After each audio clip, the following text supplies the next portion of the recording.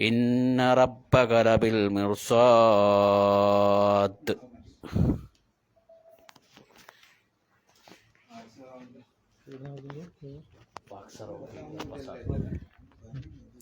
أعوذ بالله من الشيطان الرجيم. بسم الله الرحمن الرحيم. وثمود الذين جابوا الصخر بالواد وفرعون ذي الأوتاد الذين طغوا في البلاد فأكثروا فيها الفساد فصب عليهم ربك صوت عذاب.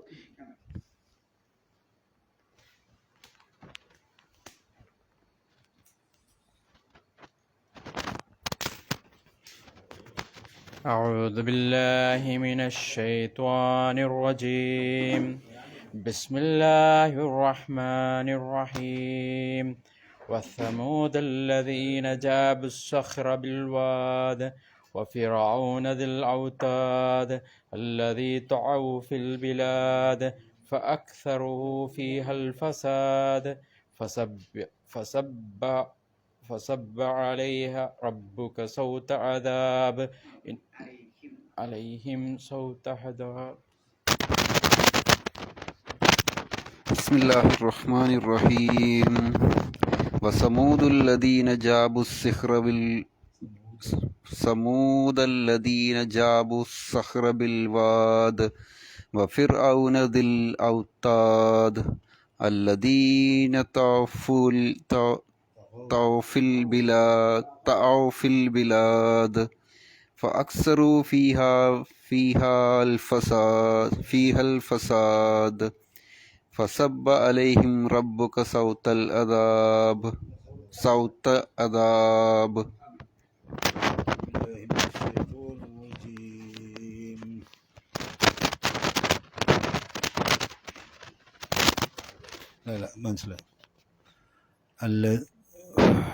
وثمود الذين جابوا الصخر بالواد وفرعون ذي الأوتاد الذين طغوا في البلاد فأكثروا فيها الفساد فصب عليهم ربك صوت عذاب. أعوذ بالله من الشيطان الرجيم. بسم الله الرحمن الرحيم. وثمود الذين جابوا الصخر بالواد وفرعون ذي الأوتاد الذين طغوا في البلاد فأكثروه فيها الفساد فصب عليهم ربك صوت عذاب.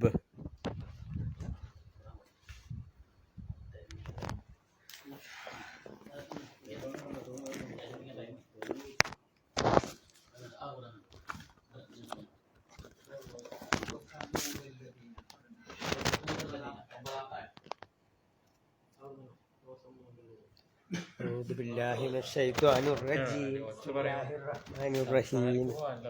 وثمود الذين جابوا الصخر بالواد وفرعون ذي الأوتاد الذين طغوا في البلاد فأكثروا فيها الفساد فصب عليهم ربك صوت عذاب.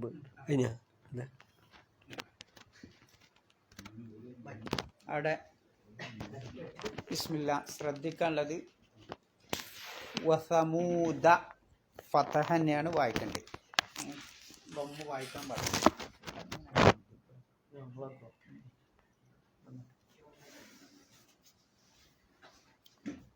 വസമൂദ എന്താ ചെയ്യേണ്ടത്? സമൂദ എത്ര നീട്ടണം? 2 കതിർ അല്ലേ? അല്ലദീന അവിടെയും 2 കതിർ. അലിഫിന് ഉച്ചാരണം ഉണ്ടാവില്ല, വസിൻ്റെ അംസയാണ്. അസ്സഹ്റ അലിഫിനും ലാമിനും ഉച്ചാരണമല്ല, ഒന്ന് വസിൻ്റെ അംസയാണ്, ഒന്ന് ഷംസിയാണ് ലാമ്. ബിൽ വാദ് അവിടെ ലാമിന് ഉച്ചാരണമുണ്ട്, അലിഫിന് ഉച്ചാരണമല്ല. ഓതേണ്ടത് വസമൂദല്ലദീന ജാബുസ്സഹ്റ ബിൽവാദ്. ബിൽവാ നമ്മൾ സ്റ്റോപ്പ് ചെയ്യണോണ്ട് നീട്ടണം, അല്ലെങ്കിൽ നിങ്ങൾ നീട്ടാൻ പാടില്ല. ഇപ്പം നിങ്ങൾ കൂട്ടിയതാണെങ്കിൽ വസമൂദല്ലദീന ജാബുസ്സഖ്റ ബിൽവാദി വഫിർഔന എന്നാവുക. അപ്പം സ്റ്റോപ്പ് ചെയ്യുകയാണെങ്കിൽ ബിൽവാദ്. അടുത്ത് വഫിർഔന നമ്മൾക്ക് കഴിഞ്ഞ ആഴ്ച പറഞ്ഞിട്ടുണ്ട് അല്ലേ? വഫിർഔന ദിൽ ഔതാദ്. വലൈക്കും അസ്സലാം. അവിടെ അതേപോലെ തന്നെ. പിന്നെ അല്ലദീന തഗൗ ഫിൽ ബിലാദ് സ്റ്റോപ്പ് ചെയ്യുകയാണെങ്കിൽ ബിലാദ്. പിന്നെ ഫഅക്സറു ഫീഹൽ ഫസാദ്. അവിടെ ശ്രദ്ധിക്കാനുള്ളത് ഫ കഴിഞ്ഞിട്ട് അ നിർബന്ധമായിട്ട് ഉച്ചരിക്കണം. ഫഅക്സറു എന്ന് നോക്കാൻ പാടില്ല. അപ്പം ഫഅക്സറു ഫഅക്സറു അങ്ങനെ തന്നെ ഓതണം. ഫഅക്സറു ഫീഹൽ ഫസാദ്. അവിടെ ഫീഹ ഉച്ചരിക്കുമ്പം നിങ്ങൾ കൂട്ടി ഓതുകയാണെങ്കിൽ ഫി ഹ പിന്നെ നീട്ടാനൊരു അലിഫുണ്ട് ഹ. അതിന് ഉച്ചാരണമില്ല. പിന്നൊരു അലിഫുണ്ട് അതിന് ഉച്ചാരണമില്ല. രണ്ട് അലിഫിന് അവിടെ ഉച്ചാരണമില്ല. ഒന്ന് ഫി ഹ അല്ലേ? ഇതിന് ഉച്ചാരണമില്ല. പിന്നെ ഇങ്ങനെ ഒരു അൽഫസാദ് എന്നിലോടത്തത് കാണാം. അപ്പോൾ ഈ രണ്ടക്ഷരത്തിനൊന്നില്ല ഉച്ചാരണമല്ല. എന്ത് കാരണം? ഉസാക്കിന് രണ്ടും സുക്കൂനാണ്. രണ്ട് സുക്കൂനുള്ള ഇല്ലത്തിൻ്റെ അക്ഷരം വരുമ്പോൾ അതിന് ഉച്ചാരണം ഉണ്ടാവില്ല. അതാണ് അതിൻ്റെ നിയമം. അപ്പോൾ എങ്ങനെ ഓതണം? ഫഅക്സറു ഫീഹൽ ഫസാദ്. ഫീഹ അൽ ഫസാദ് ഓതണ്ടെന്നർത്ഥം. പിന്നെ ഫസ്വബ്ബ അവിടെ ശ്രദ്ധിക്കേണ്ടത് സ അല്ല സ്വ അല്ലേ? ഫസ്വബ്ബ ആ ബാഗ് ശക്തി കൂട്ടി ഓതണം. ഫസ്വബ്ബ അലൈഹിം. പിന്നെ റബ്ബുക സൗത അദാബ്. സൗത്തൽ അദാബ് എന്നല്ല, സൗത അദാബ്. സ്റ്റോപ്പ് ചെയ്യുമ്പം അദാബ്.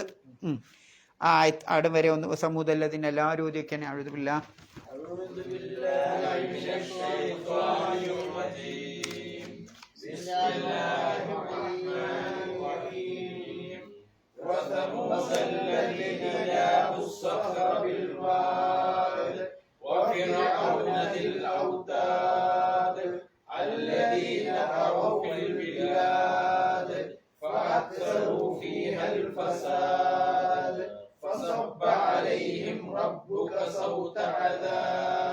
അത് മതി. തജ്വീദ് നമ്മൾ കഴിഞ്ഞ ആഴ്ച പറഞ്ഞുകൊണ്ട് നീട്ടിപ്പറ്റി പറയണ്ട അല്ലേ?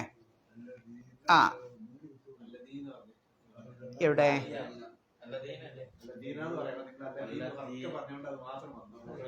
അല്ലദീന അല്ലദീം അല്ലദീനും വ്യത്യാസമുണ്ട്. പിന്നെ എന്നാ പോവാ. വസമൂദ സമൂദ് ഗോത്രത്തെയും എവിടുക്കാണ് ബന്ധം? വസമൂദ അലം തറ അവിടേക്കാണ് ബന്ധം.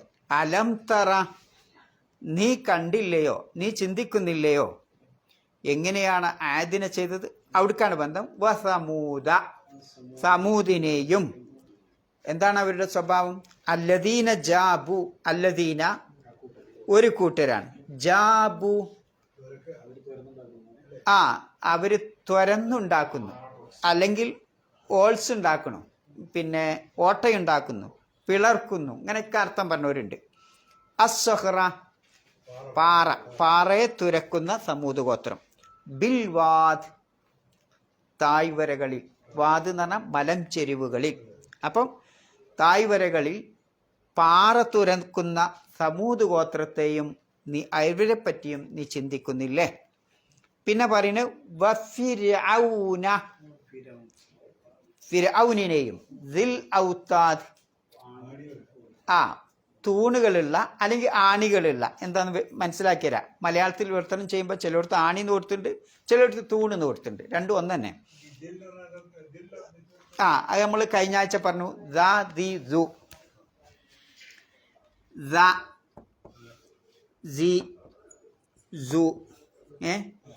ഇത് ഉടയവൻ, ഉള്ളവൻ. ഈ ഒന്നിൻ്റെ ഒരു ഇതിൻ്റെ കൂടെ വന്നാൽ ഇപ്പം നിങ്ങൾ ഇഷ്ടമുള്ളൊരു പദം പറഞ്ഞോളി. സമ്പത്ത് എന്നോ എന്തെങ്കിലും ഒന്ന് പറഞ്ഞേ. ഇവിടെ മാല് ചേർക്കുക. അപ്പോൾ മാൽ എന്നാണ് എന്താ? സമ്പത്തുള്ളവൻ, ധനികൻ അല്ലേ? അപ്പോൾ ഉള്ളവൻ എന്ന അർത്ഥമാണ്. അതിൻ്റെ ഉടയവൻ, അത് ഉള്ളവൻ, അതിൻ്റെ ഉടമ, അതിൻ്റെ സാഹിബ്, അതിനാണ് ദൂ എന്ന് പറയുന്നത്. ദൂ ദാ ദി. അത് ചിലയിടത്ത് ദൂ വരും, ചിലയിടത്ത് ദാ വരും, ചിലയിടത്ത് ദീ വരും. അത് പിന്നെ അതിൻ്റെ ഗ്രാമർ വ്യത്യാസം അനുസരിച്ച് വരികയാണ്. ദൂ പറയാ, അത് കുറേ വിശദീകരിക്കേണ്ടതാണ്. റഫുള്ള അവസരങ്ങളിലാണ് ദൂ പറയാ. ദീ പറയാ ജെറിൻ്റെ അവസരങ്ങളിലാണ് പറയാ. ദാ പറയാ നെസ്ബിൻ്റെ അവസരങ്ങളിലാണ് പറയാ. അതിനാദ്യം റഫ് നെസ്ബ് ജെറൊക്കെ അറിയണം. അപ്പോൾ തൽക്കാലം ഇങ്ങനെ മനസ്സിലാക്കാം. ദൂ പറഞ്ഞാലും ദാ പറഞ്ഞാലും ദീ പറഞ്ഞാലും അർത്ഥം എന്താണ്? ഉടയവൻ, ഉള്ളവൻ, അങ്ങനെയുള്ളവൻ എന്നാണ്. അപ്പോൾ പിന്നെ ഇറമദാത്തിൽ ഇമാദ് എന്ന് പറഞ്ഞപ്പോൾ നമ്മളിത് വിശദീകരിച്ചിട്ടുണ്ട്. ദാത്ത് ഉള്ളവൻ അല്ലേ? അത് പെണ്ണായതുകൊണ്ടാണ് ദാത്ത് പറഞ്ഞത് കേട്ടോ, സ്ത്രീലിംഗ ആയതുകൊണ്ട്. പിന്നെ ഫിർഔനദിൽ ഔത്താദ്, ആണികളുള്ള ഫിർഔനിനെയും ചിന്തിക്കുന്നില്ലേ? എന്താ ഫിർഔന്റെ സ്വഭാവം? അല്ലദീന, ഒരു കൂട്ടർ, തഗൗ, അവർ അതിര് കവിഞ്ഞു, ഫിൽ ബിലാദ്, നാട്ടിൽ, രാജ്യത്ത് അതിര് പ്രവർത്തിച്ച, അക്രമം പ്രവർത്തിച്ച അവരെയും. ബലദിൻ ബഹുവചനാണ് ബിലാദ്. ബലദ് എന്ന് പറഞ്ഞാൽ ഏകവചനം, ബിലാദ് ബഹുവചനം, നാടുകൾ, രാജ്യങ്ങൾ.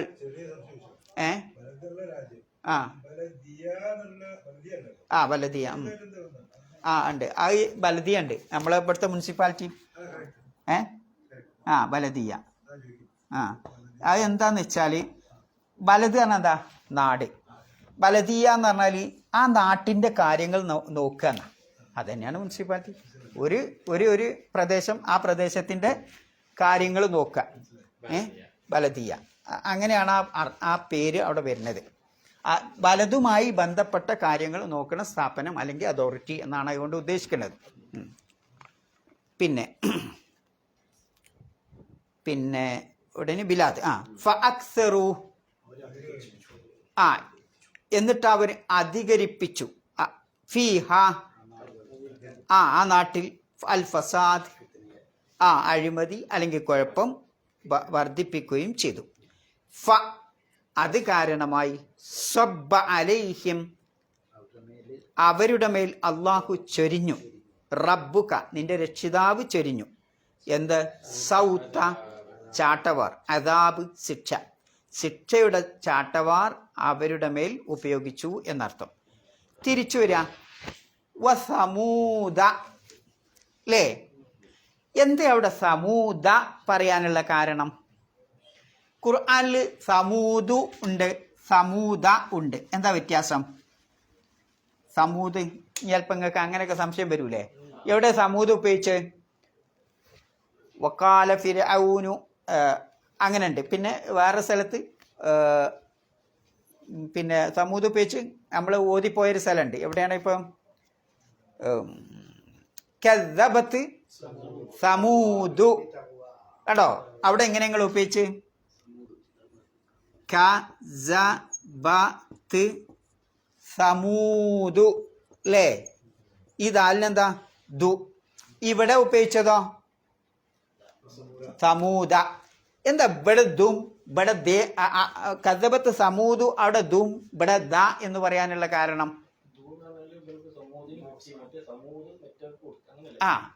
ഈ കദ്ദബത്ത് സമൂദ് എന്ന് പറയുമ്പോൾ ഇതാണ് പിന്നെ റഫിന്റെ സ്ഥാനത്ത് നിന്ന് ഞാൻ നേരത്തെ പറഞ്ഞു. എന്ന് പറഞ്ഞാൽ ഈ കദ്ദബത്ത് കളവാക്കി. ആരാ കളവാക്കിയത്? സമൂദ്. അപ്പൊ ഈ കളവാക്കുക എന്നുള്ള പണി ചെയ്തത് ആരാ? സമൂദ്.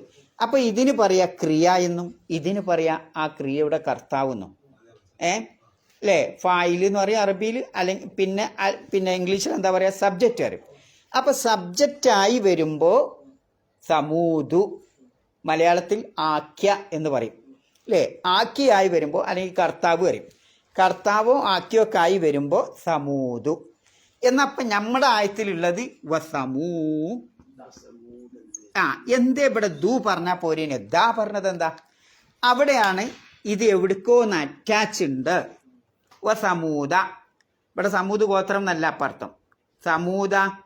സമൂദ് ഗോത്രത്തെയും. അപ്പൊ എവിടുക്ക? അലം തറ. അതുകൊണ്ടാണ് സമൂദ കണ്ടോ? അലം തറ, നബിയെ താങ്കൾ കണ്ടില്ലേ? വസമൂദ, സമൂത് ഗോത്രത്തെയും കണ്ടില്ലേ, ചിന്തിക്കുന്നില്ലേ? അപ്പം സമൂത് ഗോത്രത്തെ പറ്റി ചിന്തിക്കുക എന്നുള്ളത് അവിടെ ചിന്തിക്കുന്ന ആളാരാ? പ്രവാചകൻ സല്ലല്ലാഹു. അവിടുത്തെ സബ്ജക്റ്റ് നീയാണ് അല്ലേ? ആരാണോ ചിന്തിക്കണത് ഓനാണ്. അലം തറ ഇവിടെ പറയുന്ന അതുകൊണ്ടാണ് സബ്ജക്റ്റ്. പിന്നെ ഇവിടുത്തെ സമൂതിന് എന്ത് വരുന്നത്? ഫത്തൈ. കാരണം എന്താ? അത് മഫൂലാണ് അഥവാ ഒബ്ജക്റ്റാണ്. അപ്പോൾ ഒബ്ജക്റ്റായി വരുമ്പോൾ സമൂദ എന്നും സബ്ജക്റ്റായി വരുമ്പോൾ സമൂദ് എന്നും സമൂദു എന്നും പറയും. മനസ്സിലായോ? ഏകദേശം നിങ്ങൾക്ക് ഒരു ഐഡിയ കിട്ടെങ്കിൽ പിന്നെ സബ്ജക്റ്റിൻ്റെ രംഗത്ത് സമൂദു. സബ്ജക്റ്റ് പറഞ്ഞാൽ കർത്താവ്, ചെയ്ത ആള്. പിന്നെ ബാക്കിയുള്ള സ്ഥലത്തൊക്കെ സമൂദ, അതിനെപ്പറ്റി ചിന്തിക്കണില്ലേ എന്നൊക്കെ പറയുന്നിടത്ത് സമൂദ. മനസ്സിലായോ? അതുകൊണ്ടാണ്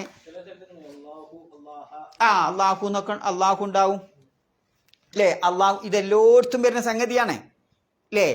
വനാദ ഫിർഔനു എന്നാണ് പറയാ. ഇവിടെ എന്താ? ഫിർഔന. അതേത് പടിയും വരുന്നുണ്ട് കണ്ടോ? വനാദ ഫിർഔനു എന്നാണ്. വഖാല ഫിർഔനു എന്നാ പറയാ. എന്നാൽ ഇവിടെ ഉപയോഗിച്ചത് ഫിർഔന. ഈ അടിസ്ഥാനത്തിലാണ്. അപ്പം എന്താ അവിടെ നാന്നും ഇവിടെ നൂന്നും ഒക്കെ പറയണത് എന്ന് ചോദിച്ചാൽ ഈ ഗ്രാമറിൻ്റെ വ്യത്യാസം അനുസരിച്ചാണ് വരുന്നതെന്ന് തൽക്കാലം മനസ്സിലാക്കിയേക്കാം. റിവേഴ്സ് എടുത്ത് വരിക. വസമൂദ, സമൂത് ഗോത്രത്തെയും. ഇനി അല്ലാഹു തആല പറയുന്നത് അല്ലദീന, ആ സമൂത് ഗോത്രത്തിൻ്റെ അവസ്ഥ ആരാണ്? അവർ ഒരുപാട് കാര്യങ്ങൾ അവർ ചെയ്തിട്ടുണ്ട്. പക്ഷെ അവരുടെ ഒരു പ്രത്യേകത അല്ലാഹു തആല ഇവിടെ ഖുർആനിൽ എടുത്തു പറയുന്നത് എന്താ? പാറകൾ തുരന്ന് വീടുണ്ടാക്കുക എന്നുള്ളതാണ്. പാറ തുരന്ന് വീടുണ്ടാക്കണ കബീല എന്നാണ് വിശുദ്ധ ഖുർആൻ പ്രത്യേകം എടുത്തു പറഞ്ഞ, ഹൈലൈറ്റ് ചെയ്ത് പറഞ്ഞത്. ബാക്കി കുറേ കാര്യങ്ങളുണ്ട് അല്ലേ? ഓലയിലേക്കാൾ വേറൊക്കെ പലതും ചെയ്യുന്നുണ്ട്. പക്ഷെ അതൊന്നും ഖുർആൻ ഇവിടെ പറഞ്ഞില്ല. പാറകൾ തുരന്ന്. അപ്പം അതിലെന്താ പഠിക്കാനുള്ളത്? ആ കാലഘട്ടത്തെ അപേക്ഷിച്ച് പാറകൾ തുരന്ന് വീടുണ്ടാക്കുക എന്ന് പറഞ്ഞാൽ ഏറ്റവും വലിയ സാംസ്കാരികമായി അവർ ഉന്നതിയിലാണെന്ന് അല്ലേ? ഇന്നിപ്പം നമ്മളിപ്പോൾ എന്താ ആകാശം മുട്ടണ ബിൽഡിംഗ് ഉണ്ടാക്കുന്നുണ്ട് നമ്മൾ അല്ലേ? ഇന്നത്തെ എൻജിനീയറിങ്. ആ കാലഘട്ടത്തോ പാറകളൊക്കെ തുരന്ന് സുരക്ഷിതമായ കെട്ടിടം ഉണ്ടാക്കുക എന്നുള്ളത് മഹാ അത്ഭുതം തന്നെയാണ്. അന്നത്തെ എൻജിനീയറിംഗ് ആണ്. പിന്നെ വസ്തുവിദ്യ എന്ന് പറയുന്ന ആ എൻജിനീയറിംഗ് ആണ് അവിടെയൊക്കെ നമ്മളെ അല്ലാഹു തആല പ്രത്യേകം എടുത്തു പറയുന്നത് എന്നുള്ളതാണ്. അപ്പോൾ ഇനി ഒക്കെ നിങ്ങൾ ഇതിൽ നമുക്ക് പഠിക്കാനുള്ള ഒരു പ്രത്യേക പാഠമുണ്ട്. ഒരു സംഭവം നിങ്ങളെ കേൾപ്പിക്കാം. ഒരു മനുഷ്യൻ ഇവിടെ ഷർക്കിലുള്ള ഏറ്റവും വലിയ ബിൽഡിങ് ഇങ്ങനെ പിന്നെ നോക്കിയിട്ട് അതിലിങ്ങനെ നടന്നു പോയപ്പോൾ, ഹംറ തന്നെ ആയിക്കോട്ടെ, അതിലും വലിയ ഉണ്ടോ ഇവിടെ? ഹംറ ഇങ്ങനെ നോക്കിയിട്ട് ഇങ്ങനെ നമ്മളെ കൂട്ടത്തിൽ ഒരാൾ പറഞ്ഞു. എന്താ പറഞ്ഞത്? മനുഷ്യൻ എത്ര വലിയതായി അല്ലേ? അഭിമാനത്തോടു കൂടി പറയാ. ഇതൊന്നും നശിപ്പിക്കാൻ അല്ലെങ്കിൽ മനുഷ്യനെ പരാജയപ്പെടുത്താൻ ഒരാൾക്കും കഴിയൂലട്ടോ. കാരണം എൻജിനീയറിങ്ങിൽ മനുഷ്യൻ, ടെക്നിക്കലായിട്ട് മനുഷ്യൻ അങ്ങേയറ്റത്തെ ടോപ്പിലെത്തിയിട്ടോ എന്ന് ആ ബിൽഡിംഗ് ഇങ്ങനെ നോക്കിയിട്ട് അഭിമാനത്തോടു കൂടി ഇങ്ങനെ പറയാൻ. അപ്പം പറഞ്ഞ് കുറച്ചു കാലം കഴിഞ്ഞില്ല, ഒരു ഭൂമികുലുക്കം ഉണ്ടായി, ഭൂകമ്പം ഉണ്ടായി. ഭൂകമ്പം ഉണ്ടായപ്പം അതിൻ്റെ ഉള്ളിലുള്ള ആളുകളൊക്കെ എന്തായി? മൺകൂനകളായിട്ട് മാറി. പിന്നെ അവർ സാധാരണക്കാരൻ ജീവിക്കുന്നത് പോലെ എവിടെ ജീവിക്കാൻ റൂം കിട്ടുമെന്ന് തപ്പാണ്. ഇതൊക്കെ നമ്മൾ കണ്ണിൻ്റെ മുമ്പിൽ ഇങ്ങനെ കാണുന്ന കാഴ്ചകളാണ് അല്ലേ? അതന്നെ. അപ്പം ഈ ഫിലിപ്പൈൻസ്, വെനീസയിൽ, അതിന് മുമ്പാ ഫിലിപ്പൈനിലുണ്ടായത്. അപ്പം ആലോചിച്ച് നോക്ക്. അല്ലാഹു സുബ്ഹാനഹു വ തആല മനുഷ്യൻ അങ്ങേറ്റത്തും ടെക്നോളജിയിലൊക്കെ അത്യുന്നതിയിലെത്തിയെന്ന് ഇങ്ങനെ അവകാശപ്പെടുന്ന മനുഷ്യന് ഇങ്ങനെ എവിടെയെങ്കിലുമൊക്കെ ഒരു സംഭവം പഠിച്ചോ ഇങ്ങനെ ഇടയ്ക്കിടയ്ക്ക് കാണിച്ചു തരും. അത് നമുക്ക് ചിന്തിക്കാനാണ്. അപ്പം അത് നമ്മെ പഠിപ്പിക്കണ എന്താ? ഈ വീണ് കിടക്കണ ഈ മൺകൂനെ നോക്കിക്കൊണ്ട് മനുഷ്യൻ ഇങ്ങനെ നട്ടോട്ട് വിടുകയാണ്. എവിടെ ഒരു കട്ടിൽ കിട്ടാനുള്ളത് അല്ലേ? ആലോചിച്ച് നോക്കുങ്ങൾ. അപ്പോൾ ഇത്രയൊക്കെ ഉന്നതിയിലെത്ത മനുഷ്യൻ എത്ര അശക്തനാണവൻ, എത്ര ദുർബലനാണ് എന്ന് അത് പഠിപ്പിക്കുകയാണ്. അതുകൊണ്ട് ആ ഖുർആൻ സമൂത് ഗോത്രം, പാറ എന്നൊക്കെ പറഞ്ഞാൽ എന്താ? പാറ ഒരിക്കലും നശിച്ചു പോവോ? എന്ത് മഴ പെയ്താലും എന്ത് കാറ്റടിച്ചാലും എന്ത് കാറ്റും കോളും ഉണ്ടായാലും പാറ പോലെ തന്നെ നിൽക്കും അല്ലേ? എന്നാണ് ആരുടെ ധാരണ? ആ കാലഘട്ടത്തെ സമൂത് ഗോത്രം ഞങ്ങളെ നശിപ്പിക്കാനൊന്നും ഒന്നിനും കഴിയൂല, ഒരു പ്രകൃതി ദുരന്തത്തിനും ഞങ്ങളെ നശിപ്പിക്കാൻ കഴിയില്ല എന്ന അവകാശവാദമാണ് ആർക്കുണ്ടായിരുന്നത്? സമൂത് ഗോത്രത്തിനുണ്ടായിരുന്നത്. പക്ഷേ അള്ളാഹു സുബ്ഹാനഹു വ തആല എന്ത് ചെയ്ത? അള്ളാഹ്ക്ക് ഒന്നും ആവശ്യം വന്നില്ല. എന്താ ഉണ്ടായത്? ഒരു ഘോര ശബ്ദം. ആ ഒരൊറ്റ ശബ്ദത്തിന് ഒരു യുദ്ധം അവിടെ നടന്നോ? സമൂത് ഗോത്രത്തെ നശിപ്പിക്കാൻ ഇന്നത്തെ പോലെ യുദ്ധം നടന്നില്ല, ഉണ്ടോ? അല്ലെങ്കിൽ ഒരു പോരാട്ടം നടന്നില്ല, അല്ലെങ്കിൽ ഒരു കെമിക്കലും ഇല്ല. എന്നാൽ അള്ളാഹു സുബ്ഹാനഹു വ തആല ഒരു ചെറിയ ശബ്ദം, സൈഹത്ത് ഫഅഖദത്തുഹുമുസ് സൈഹ, ഒരു ഘോര ശബ്ദം. മറ്റൊരായത്തിലുള്ളത് ഫഅഖദത്തുഹുമുർ റജ്ഫ, ഒരു ഭൂകമ്പം. അവരങ്ങോട്ട് ഭൂമി സാധാരണ ഭൂകമ്പമല്ല, ഒറ്റ പെടയിൽ നമ്മളിങ്ങനെ ഞെട്ടി എണീക്കില്ലേ, അതേപോലെ ഒരു പെടയൽ. അങ്ങനെയുള്ള ആ പെടച്ചിൽ അതാ അവരെന്തായി? ജാസിമീൻ, വീണ് കിടക്കണ മരത്തടികളെ പോലെ ആയി തീർന്നു അവരുന്ന. നോക്കി നിങ്ങൾ ഒരു നിമിഷം, പടച്ചോൻ നമ്മൾ എത്ര സുരക്ഷിതരാണ് എന്ന് അവകാശപ്പെടുന്ന നമ്മെ നശിപ്പിക്കാൻ റബ്ബിനെ സംബന്ധിച്ചിടത്തോളം ഒരു ശബ്ദം മതി. ഇവിടെ വേറെ ചിന്ത. അള്ള ഇവരെ നശിപ്പിച്ചപ്പം എടുത്തു പറഞ്ഞ ഒരു പദം ഏതാണ്? സ്വൈഹത്ത്. ഒന്ന് ഏതാണ്? സ്വൈഹത്ത്. നോക്കി നിങ്ങൾ. രണ്ടാമത്തത് അർറജ്ഫത്ത്. രണ്ടും ഒന്ന് തന്നെയാണ് സംഗതി. ഇത് ഘോര ശബ്ദം, ഇത് ഭൂകമ്പം എന്നാണ് മലയാളത്തിൽ വിവർത്തനം ചെയ്തിട്ടുള്ളത്. എന്താ തമ്മിലുള്ള വ്യത്യാസം? ഇങ്ങനെയൊക്കെ പെട്ടെന്ന് കേട്ട് മാറിയാ ഇങ്ങനെ ഒരു കുൽക്കുണ്ടാവില്ലേ? കുറേ നേരം ഭൂമി സിൽസാലാണെങ്കിലോ, സിൽസാൽ കുറേ വട്ടം അങ്ങോട്ടും ഇങ്ങോട്ടും ഇങ്ങനെ തരിക്കും. ഇതൊരൊറ്റ വട്ടം. അതാണ് വ്യത്യാസം. സിൽസാൽ പോലെ തന്നെ, പക്ഷെ ഒറ്റവട്ടം. എന്നാൽ അള്ളാഹ് ആദ്യം ഉപയോഗിച്ചതോ സ്വൈഹത്ത്. എങ്ങനെ ശബ്ദം കൊണ്ട് ഒരു സമൂഹത്തെ നശിപ്പിക്കാൻ എങ്ങനെ കഴിയാം? എങ്ങനെ? നിങ്ങളെ ശാസ്ത്രീയമായിട്ട് എന്താ അവിടെ ഉള്ളത്? നിങ്ങളെ ചിന്തയിൽ എന്താ?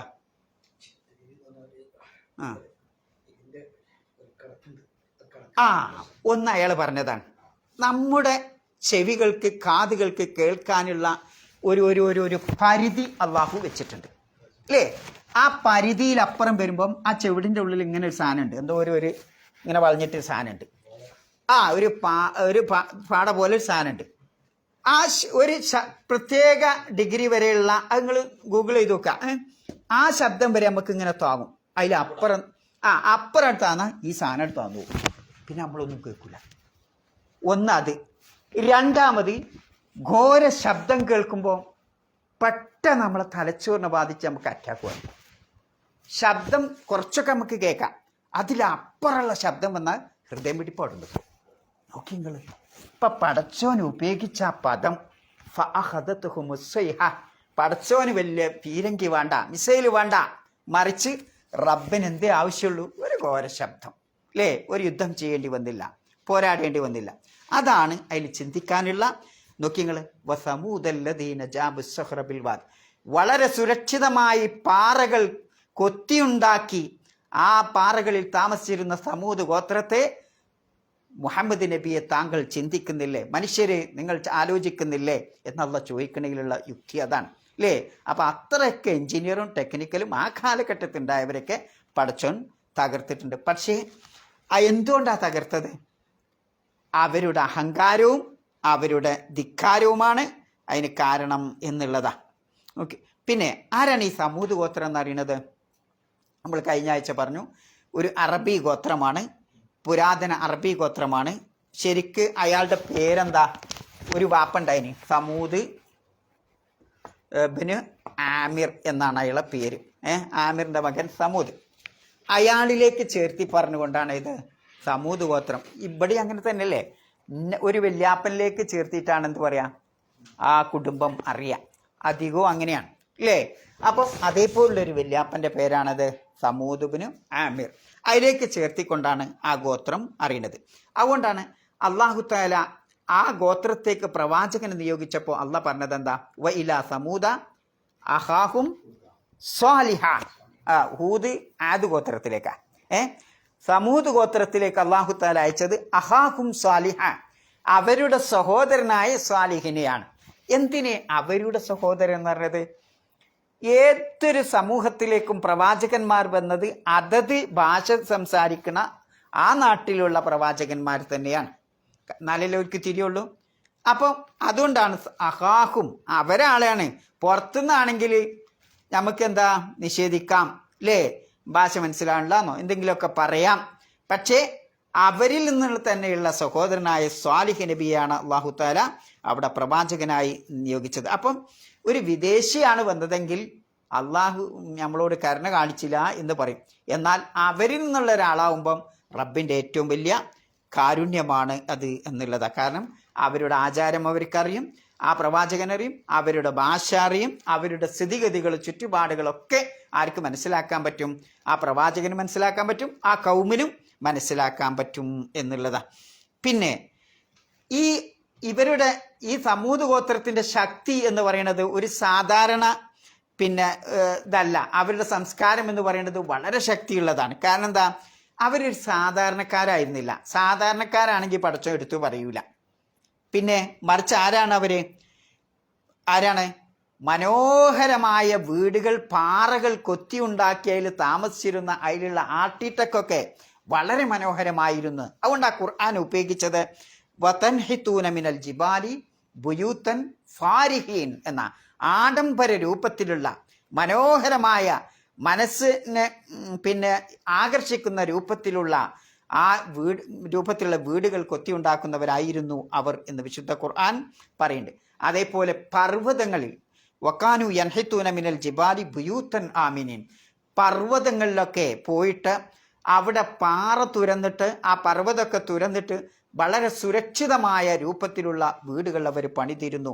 ഇത്രയൊക്കെ സാംസ്കാരികമായ ശക്തിയുള്ള ആളുകളായിരുന്നു ആര്?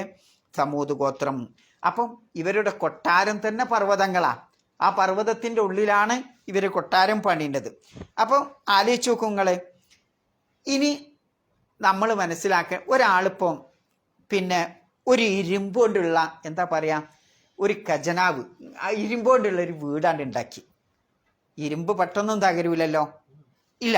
ആ വീണ് ഓൻ വിചാരിച്ചു എന്താ, ഈ ഒരു ദുരിതവും ഒരു മുസീബത്തും ഇവിടെ വരൂല. കാരണം എന്താ, ഇരുമ്പാണ്, അത് പെട്ടെന്നൊന്നും തകർക്കാൻ കഴിയൂല എന്ന് ഒരാൾ വിചാരിച്ചാൽ അത് മഹാ അബദ്ധമാണ്. കാരണം എന്താ, അള്ളാഹുവിൻ്റെ ഖദർ ഖലാഇനെ സംരക്ഷിക്കാൻ, അതിന്ന് രക്ഷിക്കാൻ പറ്റുന്ന ഒരു വസ്തുവും ലോകത്തില്ല എന്നതാണ് നാം മനസ്സിലാക്കുന്നത്. ഇതാണ് ഇവിടെയും സംഭവിച്ചിട്ട്. അപ്പം നമ്മൾ എത്ര സുരക്ഷിതത്വമാണെങ്കിൽ അത് നമുക്ക് പഠിക്കാനുള്ള പാടെന്താ, നമ്മളൊക്കെ എങ്ങനെ പറയും, എൻ്റെ അക്കൗണ്ടിൽ ഇത്ര പൈസ ഉണ്ട്, എനിക്ക് ഇത്ര മാനം മുട്ടുന്ന ഇത്ര ഇമാറകളുണ്ട്, അല്ലേ, അവിടെ ബിസിനസ്സിൽ എനിക്ക് ഷെയർ ഉണ്ട്, അല്ലേ, ഇത്ര ഭൂസ്വത്തുകൾ ഇതൊക്കെ എൻ്റെതാണ്, അല്ലേ, ആ വീട് തൽക്കാലം അതൊന്നും നശിക്കാൻ പോണില്ല എന്നൊക്കെ അവകാശപ്പെടുന്ന നമ്മെ സംബന്ധിച്ചിടത്തോളം ഒരൊറ്റ തൂഫാൻ മതി, അല്ലേ, പ്രളയം മതി, നമ്മളതൊക്കെയാണ് നശിച്ചു പോകാൻ. നമ്മളെ നാട്ടിൽ കണ്ടില്ലേ, അല്ലേ. അപ്പം അതാണ് പടച്ച തമ്പുരാനെ സംബന്ധിച്ചിടത്തോളം ഇതൊന്നും ഒന്നുമല്ല. അപ്പം നമ്മൾ പഠിക്കേണ്ടത്, ഒരിക്കലും എന്തുണ്ടാവാൻ പാടില്ല, കിബിർ ഉണ്ടാവാൻ പാടില്ല. നമുക്ക് അനുഗ്രഹം കിട്ടുമ്പോഴൊക്കെ പടച്ചവനോട് നന്ദി കൂടുതൽ ചെയ്യാണ് നാം വേണ്ടത് എന്ന പാഠം അത് നമ്മെ പഠിപ്പിക്കുന്നുണ്ട്. ഇവരെ സംബന്ധിച്ചിടത്തോളം ഇവർ വ്യതിചരിക്കാനുള്ള, തെറ്റിപ്പോവാനുള്ള പ്രധാന കാരണം എന്താണെന്ന് വെച്ചാൽ, അനുഗ്രഹങ്ങൾ അല്ലാഹു തആല കൊടുത്തു, പക്ഷേ അനുഗ്രഹങ്ങൾ കൊടുത്തപ്പം അഹങ്കാരം കൂടുകയാണ് ചെയ്തത്, അല്ലേ.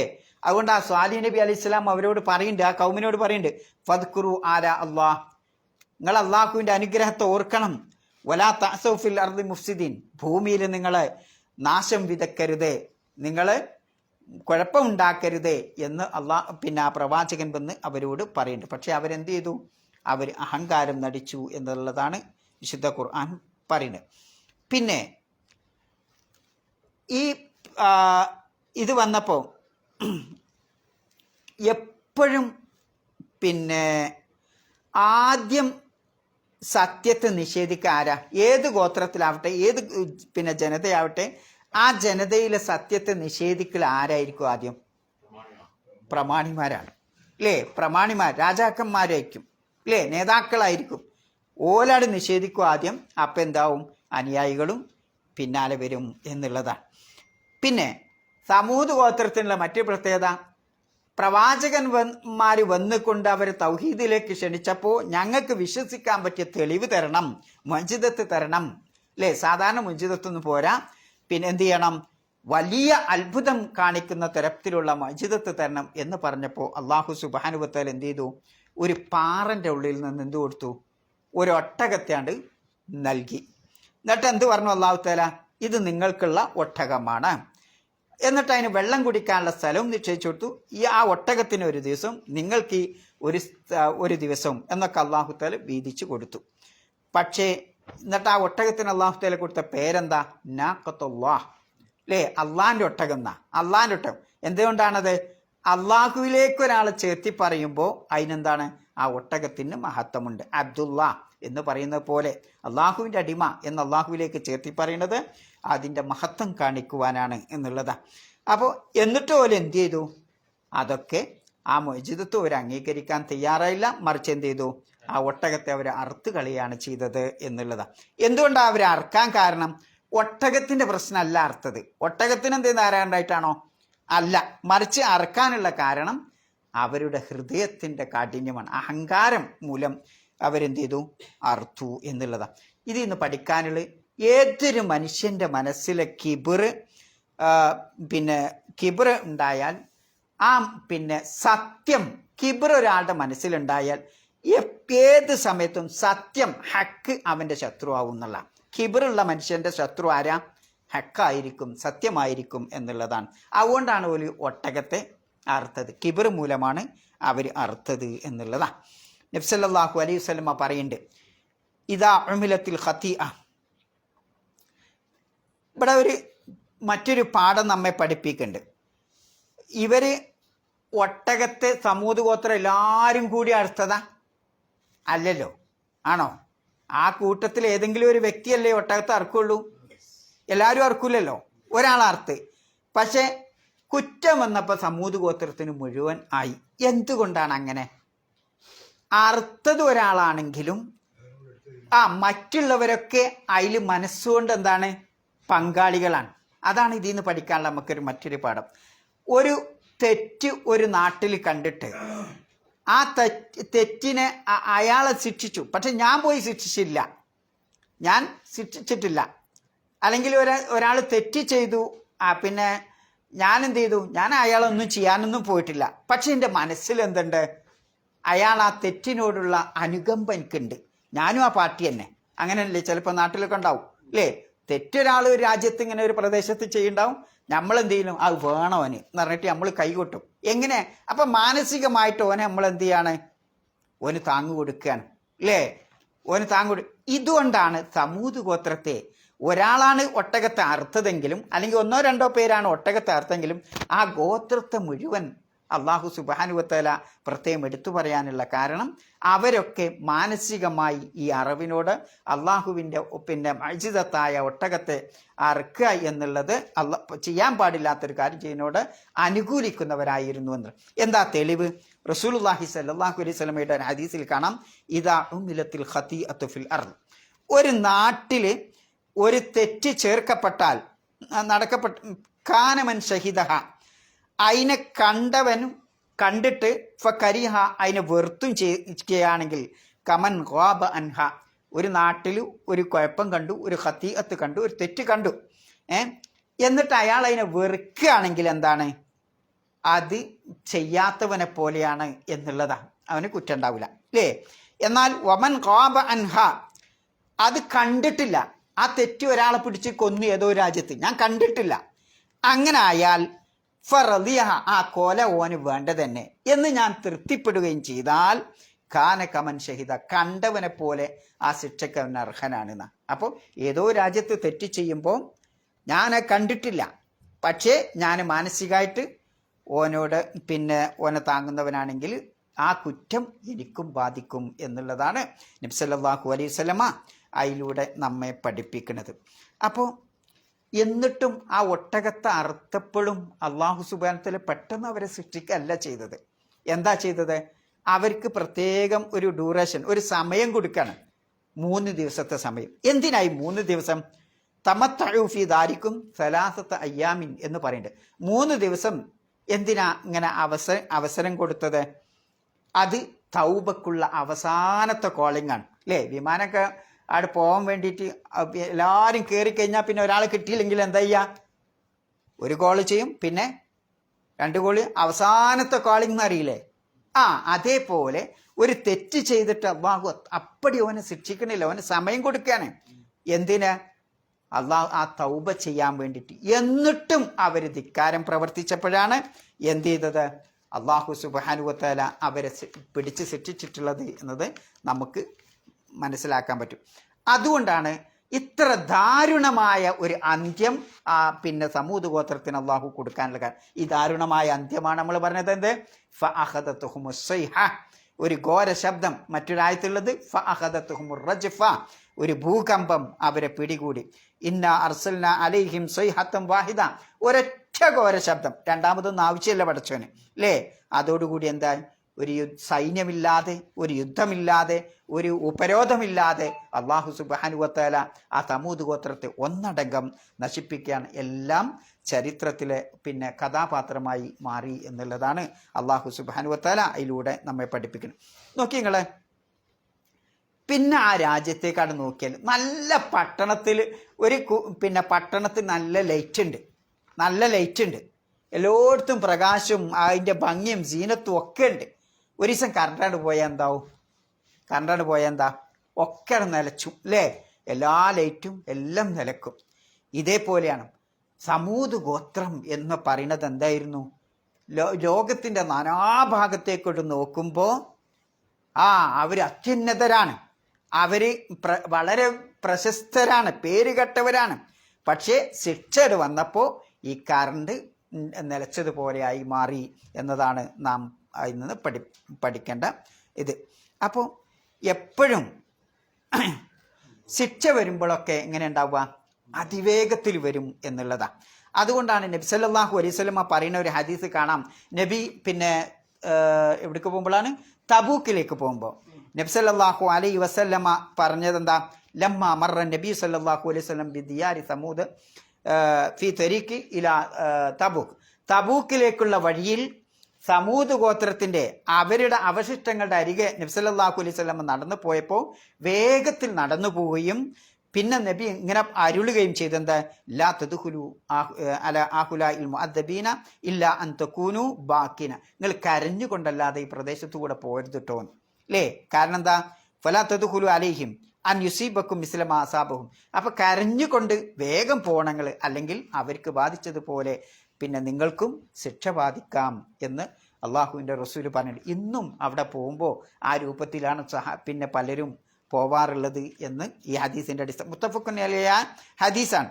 അപ്പം എന്തിനാ നബി സല്ലല്ലാഹു അലൈഹി വസല്ലമ അവിടേക്ക് പോകാൻ പറയുന്നത്? ആ ഒരു ടൂർ എന്നുള്ള ആൾക്കല്ല, നമുക്ക് പാഠം പഠിക്കാനാണ്. മുൻകഴിഞ്ഞ സമുദായത്തെ അള്ളാഹു തആല എങ്ങനെയൊക്കെയാണ് നശിപ്പിച്ചിട്ടുള്ളതെന്നുള്ള പാഠം പഠിക്കാനാണ് നമ്മൾ എന്ത് പോകുന്നത്? ആ ഗോത്രം അവരെ നശിപ്പിച്ച സ്ഥലമൊക്കെ നമ്മൾ പോയി കാണണം കഴിയുമെങ്കിൽ, അല്ലേ? കാരണം എന്താ? ചരിത്രത്തിൽ നിന്ന് പാഠം ഉൾക്കൊള്ളുവാനാണ്. അപ്പോൾ ഇത് സാലിഹ് നബി അലൈഹി സ്വലാമിനെയും അനുയായികളെയും അള്ളാഹു തആല രക്ഷപ്പെടുത്തി. എന്നിട്ടാണ് അള്ളാഹു തആല എന്ത് ചെയ്യണത്? ആ ഗോത്രത്തെ മുഴുവൻ നശിപ്പിക്കേണ്ടത്. അത് എല്ലാ പ്രവാചകന്മാരുടെയും ചരിത്രം അങ്ങനെ തന്നെയാണ്. പിന്നെ ഇത് നമുക്ക് പഠിക്കാനുള്ള പാഠെന്താ? ഏതൊരു സംസ്കാരമാവട്ടെ, ഏതൊരു നാഗരികതയാവട്ടെ, വിശ്വാസമില്ലാത്ത നാഗരികതയാണെങ്കിൽ അതെന്തില്ല? അതിന് നിലനിൽപ്പുണ്ടാവില്ല, അത് ദായിമാവില്ല, അതിന് ശിക്ഷ വരും എന്നുള്ളത് തന്നെയാണ്. രണ്ടാമത്തത്, ലോകത്ത് ഏറ്റവും വലിയ നാശകാരണമായി പറയുന്നത് ഏതാണ്? പിന്നെ കിബറാണെന്നാണ്. അഹങ്കാരമാണ് ഏത് സമുദായത്തെയും ഏത് നാഗരികതയും നശിപ്പിക്കാനുള്ള പ്രധാന കാരണം. സമ്പത്തൊന്നുമല്ല, അല്ലേ? സമ്പത്തും മറ്റു കാര്യങ്ങളൊന്നുമല്ല, കിബറാണ് എന്നുള്ളതാണ്. മൂന്നാമത്തത്, ഇത് പഠിക്കാനുള്ള എത്ര നമുക്ക് അള്ളാഹു അനുഗ്രഹം നൽകുന്നുവോ അത്രമാത്രം അതിലും കൂടുതലായിട്ട് അള്ളാഹുവിനോട് നമ്മൾ ശുക്ർ ചെയ്തുകൊണ്ടിരിക്കണം എന്ന പാഠം ഇത് നമ്മെ പഠിപ്പിക്കുന്നുണ്ട്.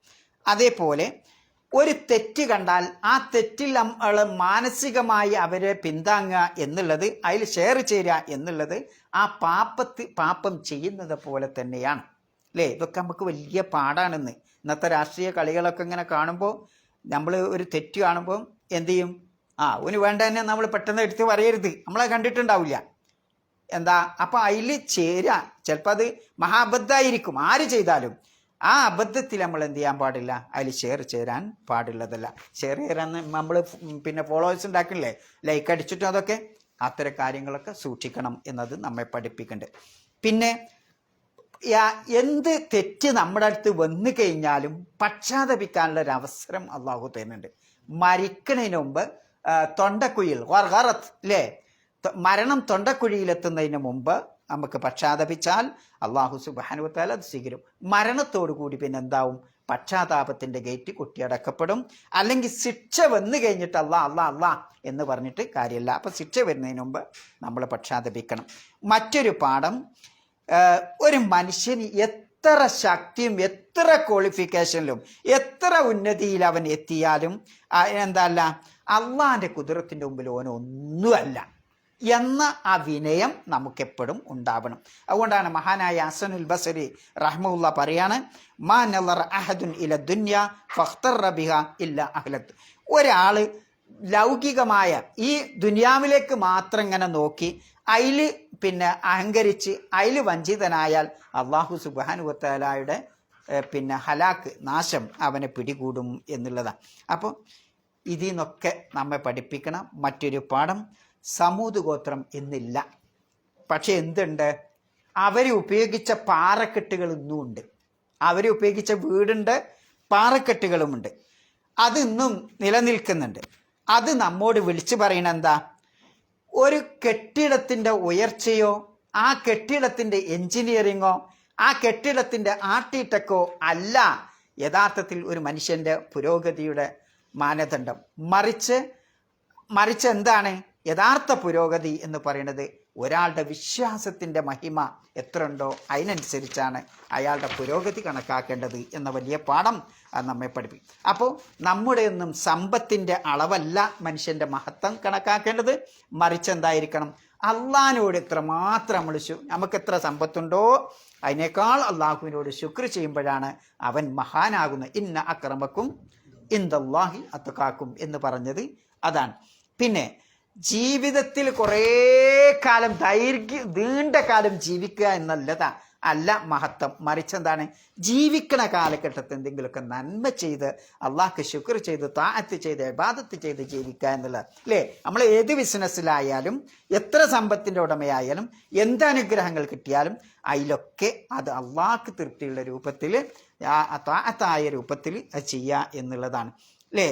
അപ്പം പാറ എന്ന ഒരു പാറയാണ് ഇപ്പോൾ പടച്ചോമ്പടെ എടുത്തു പറഞ്ഞത്. സമൂദല്ലദീന ജാബുസ്സഹറ ബിൽവാദ്, ഒരു തായ്വരയിലെ പാറ പറഞ്ഞുകൊണ്ടാണ് അല്ലാഹു തആല തുടങ്ങിയത് അല്ലേ. അപ്പം ആ പാറയുടെ പ്രത്യേകത എന്താ, പാറ സാധാരണ കല്ല് പോലെയല്ല. കഴിഞ്ഞ ആഴ്ച നമ്മൾ പറഞ്ഞു എന്താ പാറയ്ക്കുള്ള പ്രത്യേകത, നല്ല ഉറപ്പുണ്ടാവും, കല്ലിനേക്കാൾ ഉറപ്പുണ്ടാവും അല്ലേ. അപ്പോൾ ഉറപ്പുണ്ടാകുമ്പോൾ നമ്മൾ മനസ്സിലാക്കും എന്ത്, അല്ല ഈ പാറയൊന്നും ഒരാൾക്കും പൊട്ടിക്കാൻ കഴിയില്ല കേട്ടോ. ഒരു മിസൈൽ വന്നാലും ആ മിസൈൽ പൊട്ടുക എന്നല്ലാതെ പിന്നെ പാറ പൊട്ടുമോ, പാറ പൊട്ടൂല എന്നാണ് ആളുകളുടെ ധാരണ. പക്ഷേ ആ ഒരു ഘോര ശബ്ദം കൊണ്ട് ആ പാറ പോലും പിന്നെ എന്തായി പൊട്ടിപ്പോയി, അതിലുള്ള ആളുകളും നശിക്കുകയുണ്ടായി എന്നത്. അതാണ് സമൂത് ഗോത്രത്തിലെ ഈ സംഭവം നമ്മെ പഠിപ്പിക്കുന്നത്. ഇനി മലകളിലൊക്കെ പോയി ഉയർന്ന സ്ഥലത്ത് വീട് വെച്ചാൽ ഒന്നും സംഭവിക്കൂല എന്നാണ് അന്നത്തെ ധാരണ. ഇന്നും അങ്ങനെ തന്നെയാണ്. മല തുറന്ന ആ മലൻ്റെ ഉള്ളിലേക്കൊന്നും ഇപ്പോൾ ആരും വരൂലല്ലോ അല്ലേ. യുദ്ധവാഹിനി കപ്പലും വിമാനമൊന്നും അവിടേക്ക് വരൂലല്ലോ, ഒരു മിസൈലും വരൂലല്ലോ എന്ന ധാരണയാണ്. പക്ഷേ ആ മലകൾ തുറന്ന് വീടുണ്ടാക്കി അവരെ അല്ലാഹു തആല അവിടെ നശിപ്പിച്ചിട്ടുണ്ട്. അപ്പോൾ ഇതൊന്നും സുരക്ഷിതമല്ല, പാറകളും സുരക്ഷ നൽകൂല. എന്നാൽ അള്ളാഹുവിൻ്റെ ശിക്ഷ വരുമ്പോൾ യഥാർത്ഥത്തിൽ നമുക്ക് സുരക്ഷ നൽകുന്നത് നമ്മുടെ വിശ്വാസവും നമ്മുടെ പ്രാർത്ഥനയും നമ്മുടെ ഇബാദത്തും മാത്രമാണ്. അതിനാണ് നമ്മൾ അപ്പം അതുകൊണ്ടാണ് അള്ളാഹിൻ്റെ റസൂല് രാവിലെയും വൈകുന്നേരം പ്രാർത്ഥിക്കാൻ പറയണ്ടല്ലേ. എന്താണത്, അല്ലാഹുമ്മ ഇന്നി അസ്അലുക മിൻ എന്താണ് അസ്അലുക അൽ അഫ്വ വൽ ആഫിയ ഫി ദുനിയ വൽ ആഖിറ. അല്ലാഹുമ്മ ഇന്നി അസ്അലുക അൽ അഫ്വ വൽ ആഫിയ ഫി ദീനി വ ദുനിയായ വ മാലി വ അഹ്ലി. അല്ലാഹുമ്മ അസ്ർ ഔറാത്തി വ ആമിൻ റോആത്തി. അല്ലാഹുമ്മ അഹ്ഫളിനി മിൻ ബൈനി യദയ്യ വ മിൻ ഖൽഫി വൻ യമീനി വൻ ഷിമാലി വമിൻ ഫൗക്കി വമിൻ തഹ്തി അർജുലി എന്ന് പറയുന്നുണ്ട് അല്ലേ. രാവിലെയൊക്കെ പ്രാർത്ഥിക്കാൻ വേണ്ടി പ്രവാചകൻ സല്ലല്ലാഹു അലൈഹി വസല്ലമ അത് നമ്മെ പഠിപ്പിക്കുന്നുണ്ട്. എന്താണത്, അള്ളാഹുവേ നിന്നോട് ഞാൻ മാപ്പും ആഫിയത്തും തേടുന്നു, എൻ്റെ ദീനിലും മതത്തിലും ദുന്യാവിൻ്റെ കാര്യത്തിലൊക്കെ ആഫിയത്ത് തേടുന്നു. പടച്ചവനെ എന്നിൽ നിന്നുള്ള വീഴ്ചകളൊക്കെ തിരുത്തി തരയണമേ അല്ലേ, എൻ്റെ നഗ്നമായ ഭാഗങ്ങളൊക്കെ മറച്ചു വെക്കണേ തമ്പുരാനെ എന്ന് പറഞ്ഞാൽ വീഴ്ചകളൊക്കെ മറച്ചു വെക്കണേ, പരിഹരിച്ചു തരണേ. എന്നിട്ട് പറയണെന്താ, എൻ്റെ മുകളിലൂടെ വരുന്ന ശിക്ഷ, എൻ്റെ തായ് ഭാഗത്തിലൂടെ വരുന്ന ശിക്ഷ, എൻ്റെ വലതുഭാഗത്തിലൂടെ വരുന്ന അദാബ്, എൻ്റെ ഇടതുഭാഗത്തിലൂടെ വരുന്ന അദാബ്, ഇങ്ങനെ നാനാഭാഗത്തിലൂടെയും വരുന്ന അദാബിൽ നിന്ന്, ശിക്ഷയിൽ നിന്ന് പടച്ചവനെ ജിന്നെ കാത്തുരക്ഷിക്കണേ എന്ന്. അപ്പോൾ ആ പ്രാർത്ഥനയാണ് ഏത് യുദ്ധരംഗത്തുള്ള കെടുതിയിലും നമുക്ക് കൈമുതലായി ഉണ്ടാകുക എന്ന വലിയ പാഠമാണ് ഇത് അല്ലാഹു തആല സമൂദ് ഗോത്രത്തെ എടുത്തു പറഞ്ഞതിലുള്ള പ്രത്യേകം ഇത് മനസ്സിലാക്കേണ്ടത്. അപ്പം ഇതാണ് അതിലുള്ള പാഠങ്ങൾ. അപ്പം ആത്മീയമായ വിശ്വാസപരമായ പാഠങ്ങളാണ്. ഭൗതിക പുരോഗതി കൊണ്ട് മാത്രം കാര്യമല്ല, മറിച്ച് എന്ത് വേണം, ആധുനിക നിർമ്മാണ കലകളെ കൊണ്ടും അതുകൊണ്ട് മാത്രം കാര്യമില്ല, മറിച്ച് അതോടൊപ്പം വിശ്വാസം കൂടി ഉണ്ടാകുമ്പോഴേ രക്ഷയുള്ളൂ. പിന്നെ അള്ളാഹ് തരുന്ന നിഅമത്തൊക്കെ എന്താണ്, ഒരു പരീക്ഷണം മാത്രമാണ് അല്ലേ. ഉള്ളതും നിഅമത്ത് ലഭിക്കുന്നതും ഇല്ലാതായി പോണതും രണ്ടും പരീക്ഷണമാണ്. അപ്പം നിഅമത്ത് നോക്കിയിട്ട് ഒരാളുടെ ശക്തി അളക്കാൻ പറ്റൂല, സമ്പത്ത് നോക്കിയിട്ടും ഒരാളുടെ ശക്തി അളക്കാൻ പറ്റൂല. നമ്മുടെ ശക്തിയും സംസ്കാരവും ഒക്കെ അളക്കേണ്ടത് നമ്മുടെ വിശ്വാസത്തിൻ്റെ അടിസ്ഥാനത്തിലാണ്, അള്ളാഹുവിനോട് എത്രമാത്രം താഴ്ത്തി ചെയ്യുന്നു എന്നതിൻ്റെ അടിസ്ഥാനത്തിലാണ് എന്നതാണ് ഇത് നമ്മെ പഠിപ്പിക്കുന്നത്. അടുത്ത ആയത്ത് വേണോ, സമയനോ?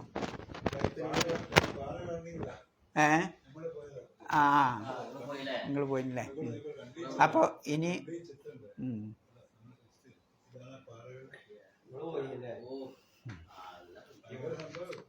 നോക്കട്ടെ.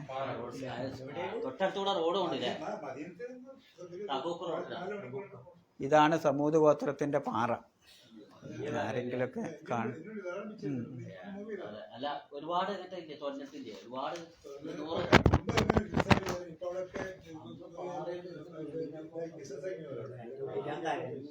അതിലെ സുബ്ഹാനക്കല്ലാഹുമ്മ ബിഹംദിക അശ്ഹദു അല്ലാ ഇലാഹ ഇല്ല അൻത അസ്തഗ്ഫിറുക.